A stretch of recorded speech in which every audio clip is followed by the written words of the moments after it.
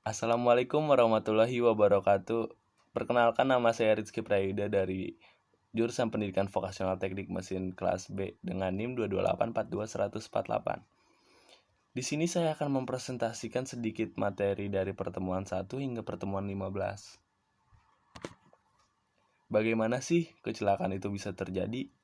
Menurut data ILO International Labour Union adalah setiap 15 detik satu orang pekerja meninggal dunia karena kecelakaan kerja atau penyakit akibat kerja. Dan setiap 15 detik juga 160 orang pekerja mengalami kecelakaan kerja. Konsep sebab terjadi kecelakaan kerja yaitu unsafe condition, unsafe action, dan ketimpangan manajemen. Berikut ada rasio kecelakaan.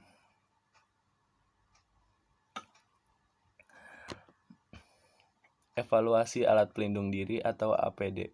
Hierarki pengendalian resiko K3 ada 5, yaitu: pertama, eliminasi. Eliminasi adalah menghilangkan suatu bahan atau tahapan proses yang berbahaya. Yang kedua, ada substitusi. Substitusi adalah mengganti bahan atau tahapan proses yang berbahaya menjadi lebih efektif dan minim resiko. Yang ketiga, ada rekayasa teknik. Rekayasa teknik adalah menghilangkan atau mengurangi tingkat keparahan bahaya melalui desain awal, redesign, menutup relokasi, atau perubahan teknik lainnya. Yang keempat, pengendalian administrasi. Pengendalian administrasi adalah mengurangi durasi, severity, frekuensi, paparan melalui perubahan prosedur, cara kerja, scheduling, dan job rotasi. Yang kelima, alat pelindung diri. Alat pelindung diri adalah sebagai pelindung antara pekerja dengan hazard. Syarat-syarat APD yaitu: yang pertama, memenuhi standar yang ada. Yang kedua, tidak membatasi gerak, tidak menimbulkan bahaya tambahan, dan fleksibel. Jenis dan fungsi alat pelindung diri. Yang pertama, alat pelindung kepala. Alat pelindung kepala alat pelindung yang digunakan untuk melindungi kepala dari resiko benturan, kejatuhan, terkena benda tajam, atau benda keras. Contohnya safety helmet. Yang kedua, alat pelindung mata dan muka. Merupakan alat pelindung yang digunakan untuk melindungi mata dan muka dari paparan bahan kimia. Contohnya spectacles dan face shield. Yang ketiga, alat pelindung telinga. Berfungsi untuk mengurangi kebisingan. Contohnya earplug dan earmuff. Yang keempat, alat pelindung diri pernapasan. Berfungsi untuk melindungi organ pernafasan pekerja dari cemaran bahan kimia. Contohnya masker dan respirator. Yang kelima, ada alat pelindung tangan. Berfungsi untuk melindungi tangan dan jari-jari tangan dari bahaya bahan kimia. Contohnya sarung tangan kain. Ada pula jenis-jenis kecelakaan kerja. Yang paling fatal adalah kematian. Kematian yang diakibatkan oleh kecelakaan kerja yang tidak tergantung pada saat kejadian atau kapanpun, tetapi akibat meningkatnya keparahan cedera akibat kecelakaan. Yang kedua, cacat tetap atau permanent disability. Cedera yang berakibatkan ketidakmampuan tetap atau berkurangnya fungsi pada tubuh tertentu. Cedera hilangnya waktu kerja. Semua cedera akibat kecelakaan yang mengakibatkan korban tidak mampu melakukan tugas semula pada kerja. Cedera rawat medis. Cedera yang tingkat keparahannya memerlukan perawatan dari dokter. Cedera pertolongan pertama. Cedera ringan yang cukup mendapatkan perawatan dari petugas P3K. Di sini selanjutnya ada HIRA, FTA. Yang pertama ada hazard, potensi bahaya. Suatu kondisi pada suatu proses alat mesin, bahan, atau cara kerja yang secara intrinsik dapat menjadi luka, cedera, bahkan yang paling parah adalah kematian. Danger atau bahaya. Suatu kondisi hazard yang terpapar pada lingkungan sekitar dan terdapat peluang besar terjadinya kecelakaan.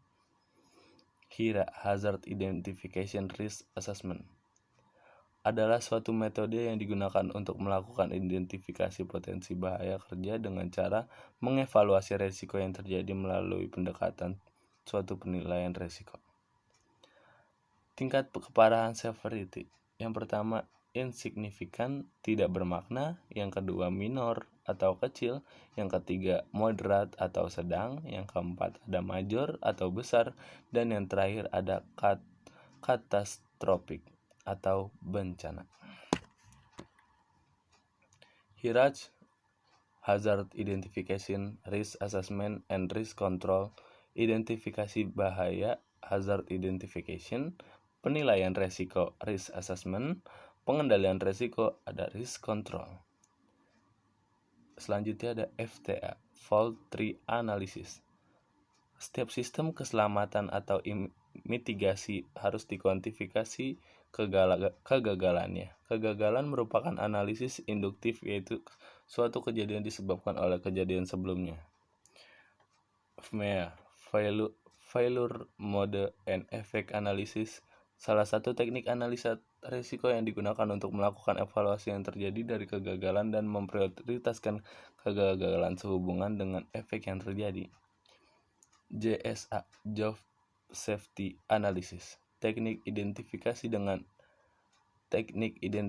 dan evaluasi bahaya yang dilakukan dengan cara menguraikan suatu tugas atau pekerjaan langkah demi langkah.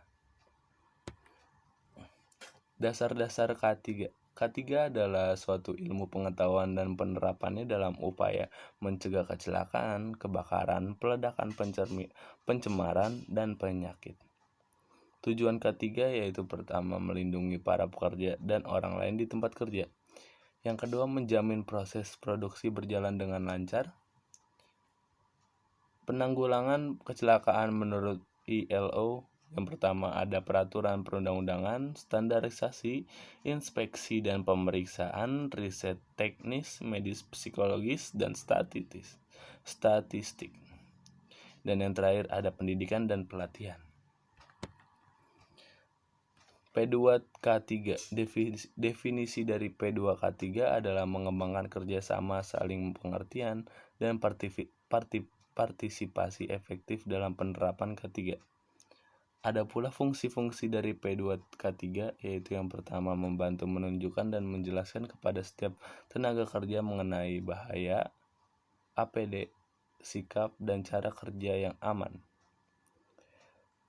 Yang kedua, ada membantu pengusaha dan pengurus dalam mengevaluasi kegiatan program K3.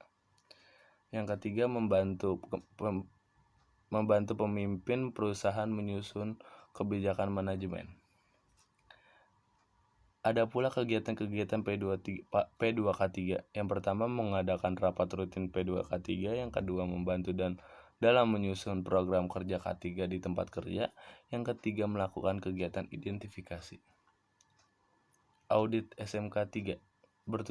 Tujuan dilakukannya audit SMK3 adalah menilai secara kritis dan sistematis semua potensi bahaya potensial dalam sistem kegiatan operasi perusahaan. Terdapat dua jenis audit, yaitu yang pertama audit internal. Audit internal adalah audit yang dilakukan oleh perusahaan sendiri dengan tujuan menilai efektivitas penerapan SMK3 di perusahaan serta memberi masukan kepada pihak manajemen dalam rangka pembangunan secara terus-menerus, dilaksanakan idealnya 2 kali setahun dengan melibatkan seluruh bagian dari perusahaan dengan metode uji silang. Ada pula audit eksternal, yaitu audit yang dilakukan oleh badan audit yang independen yang ditunjukkan oleh pemerintah dengan tujuan untuk menunjukkan penilaian terhadap sistem manajemen K3 di perusahaan secara objektif dan menyeluruh sehingga diperoleh pengakuan pemerintah atas penerapan SMK3 di perusahaan. Perbedaan antara audit SMK3 dan inspeksi K3. Audit SMK3 merupakan upaya mengukur efektivitas pelaksanaan suatu sistem, difokuskan terhadap suatu sistem, penekanan terhadap proses dan jangka panjang. Sedangkan inspeksi K3 merupakan upaya menemukan keserasian dari suatu objek berdasarkan tertentu, difokuskan terhadap suatu objek, penekanan terhadap hasil akhir dan jangka pendek.